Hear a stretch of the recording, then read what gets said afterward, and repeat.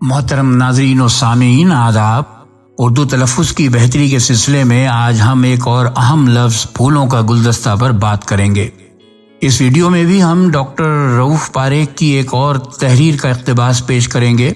آپ فرماتے ہیں کہ تقریبات میں جب مہمانوں کو گلدستہ پیش کرنے کا مرحلہ آتا ہے تو اکثر نظامت کرنے والے اعلان کرتے ہیں کہ مہمان کو پھولوں کا گلدستہ پیش کیا جائے گا۔ حالانکہ گلدستہ کہنا کافی ہے، کیونکہ گل کا مطلب پھول ہی ہے۔ گلدستہ اگر پھولوں کا نہیں ہوگا تو کیا پتھروں کا ہوگا؟ لیکن اب تو ٹی وی پر بھی کسی محفل کا حال بیان کرتے ہوئے یا ہوائی اڈے پر غیر ملکی مہمانوں کے استقبال کی خبر نشر کرتے ہوئے خبریں پڑھنے والے بڑی سنجیدگی سے پھولوں کا گلدستہ پیش کیے جانے کا اعلان کرتے ہیں۔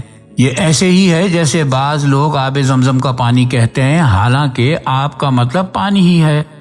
یا تو آب زمزم کہنا چاہیے یا زمزم کا پانی۔ اسی طرح سنگ مرمر کا پتھر بھی سنا گیا ہے، لیکن اس میں بھی ایک لفظ اضافی ہے۔ لفظ سنگ کا مطلب پتھر ہے، لہذا سنگ مرمر کہنا کافی ہے، یا پھر مرمر کا پتھر کہہ سکتے ہیں۔ ایسی ایک اور غلطی جو عام ہے وہ فصل بہار کا موسم ہے۔ اس ترکیب میں فصل کا مطلب موسم ہی ہے۔ فصل کے اور معنی بھی ہیں، گویا فصل بہار کہنا کافی ہے، یا موسم بہار کہیے، بہار کا موسم بھی کہہ سکتے ہیں۔ پھولوں کا گلدستہ بولنا یا لکھنا تو ایسے ہی ہے جیسے کوئی کہے سونے کا طلائی تمغہ یا لبے دریا کے کنارے۔ ظاہر ہے کہ طلائی کا مطلب ہی ہے سونے کا۔ دوسری ترکیب میں لب کا لفظ کنارے ہی کے معنی میں آیا ہے، گویا صرف گلدستہ کہنا کافی ہے۔ پھولوں کا گلدستہ مذاق خیز بات ہے۔